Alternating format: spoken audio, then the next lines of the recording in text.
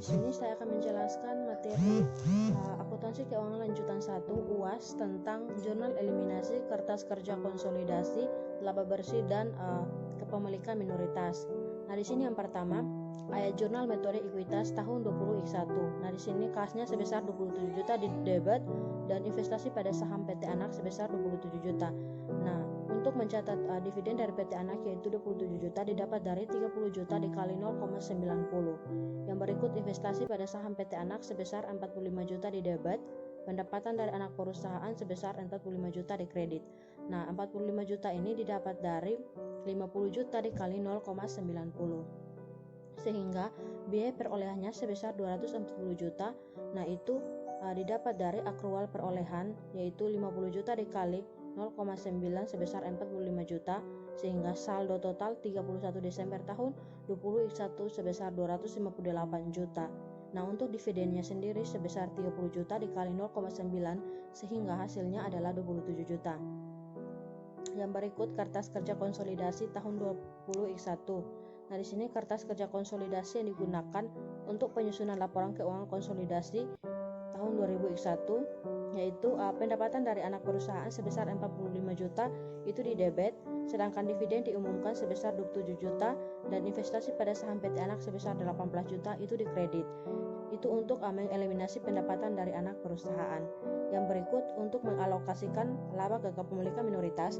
Nah, di sini pendapatan untuk kepemilikan minoritasnya sebesar 5 juta itu di debit, sedangkan dividen diumumkan sebesar 3 juta dan kepemilikan minoritas sebesar 2 juta. Nah, itu di kredit sehingga pendapatan sebesar 5 juta itu didapat dari dividen dijumlahkan dengan kepemilikan minoritas.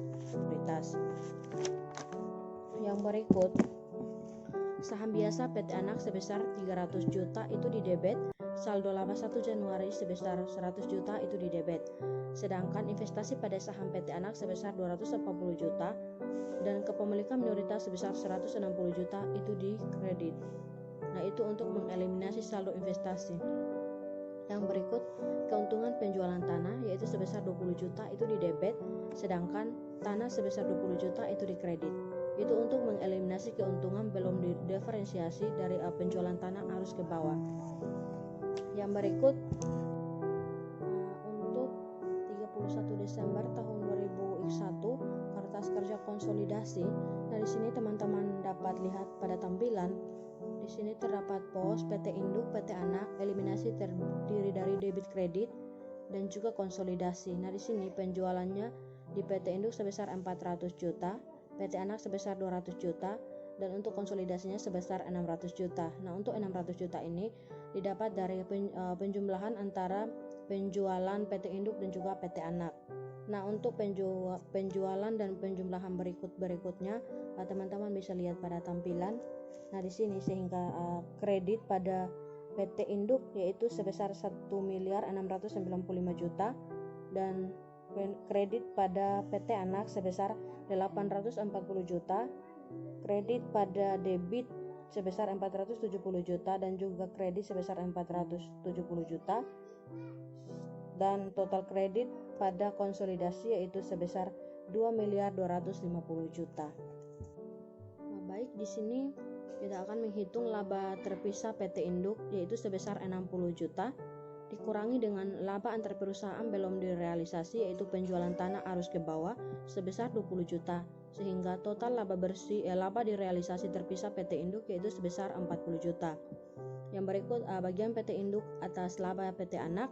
Di sini laba bersih PT Anak yaitu sebesar 50 juta dikali dengan bagian proporsional PT Anak 0,90 sehingga sama dengan 45 juta sehingga total laba bersih konsolidasi tahun 2001 yaitu sebesar 95 juta. Yang berikut kepemilikan minoritas. Nah, untuk kepemilikan minoritas nilai buku PT Anak pada tanggal 31 Desember tahun 2001 di sini saham biasanya sebesar 300 juta, saldo labanya 120 juta sehingga total nilai bukunya sebesar 420 juta. Sehingga dikalikan dengan bagian proporsional pemegang saham minoritas 0,10 sehingga kepemilikan minoritas pada tanggal 31 Desember tahun 2001 sebesar 42 juta.